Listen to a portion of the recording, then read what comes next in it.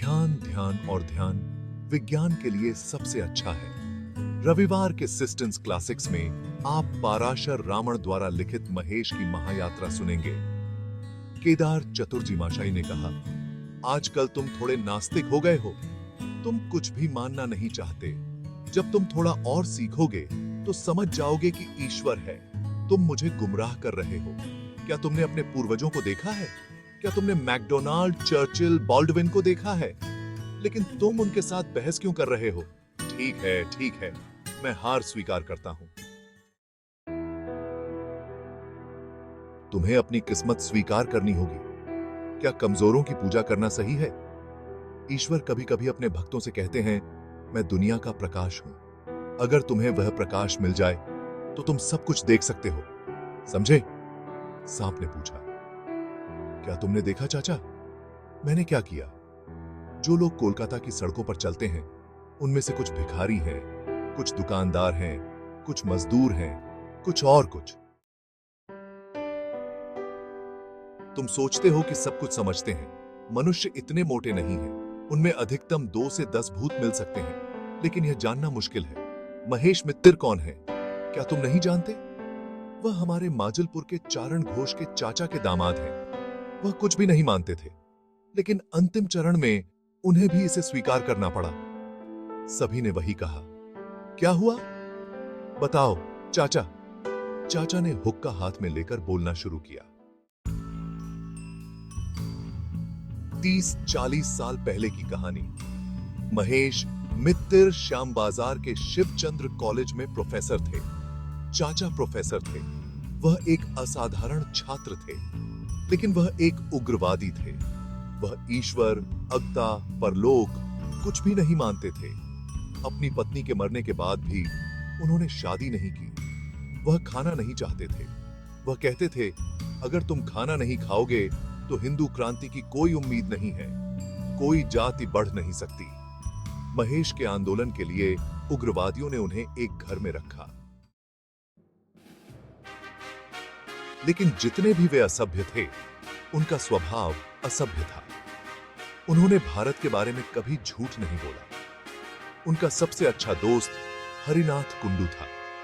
वह भी उस कॉलेज में प्रोफेसर था। उसने दर्शन शास्त्र नहीं पढ़ाया, लेकिन अगर वह उसका दोस्त था तो क्या हुआ? वे हमेशा लड़ते थे, क्योंकि हरिनाथ किसी और चीज पर विश्वास नहीं करते थे। वह भूतों पर विश्वास करते थे। इसके अलावा महेश बहुत गंभीर व्यक्ति थे। किसी ने उन्हें हंसते नहीं देखा। और हरिनाथ एक साधारण आदमी था। वह अपने दोस्त को छेड़ता था, लेकिन उनकी मृत्यु के बाद उनके लिए एक बड़ा मोड़ आया। उस समय राजनीति पर चर्चा करने की जरूरत नहीं थी। और भद्रलोक के बेटे की दूसरी चिंताएं इतनी चमत्कारी नहीं थीं। अगर वे एक दूसरे से प्यार कर सकते थे तो उन्हें नौकरी मिलती। यह उच्च रैंक के बारे में चर्चा करने का समय था। लड़के चिंतित रहते थे कि पत्नी उनसे प्यार करती है या नहीं। उनकी अंतिम संदेह भी चली गई। वे सोचते थे कि ईश्वर है या नहीं। एक दिन कॉलेज में कोई काम नहीं था। सभी लड़के एक दूसरे से बात कर रहे थे। भले ही उन्हें बातचीत की शुरुआत पता थी, महेश और हरिनाथ हमेशा भूत और ईश्वर के विषय को उठाते थे, क्योंकि यही उनकी शिक्षा थी। वही उस दिन हुआ।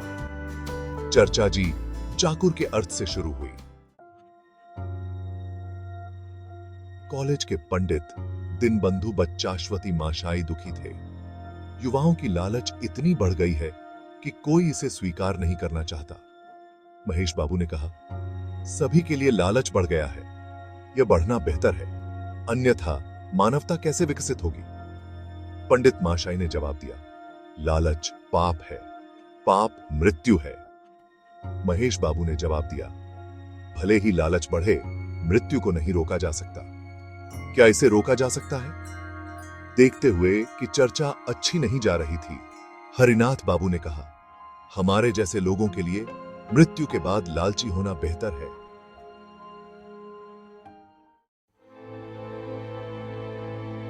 हमें प्रति माह 250 रुपए मिलेंगे। वह बाकी साल के लिए पर्याप्त होगा, इसलिए मैं अगले साल का इंतजार कर रहा हूं। अगर हम स्वर्ग में जाते हैं तो हम अपनी इच्छाओं को पूरा कर पाएंगे। दीनबंधु पंडित ने कहा, किसने कहा कि तुम स्वर्ग में जाओगे?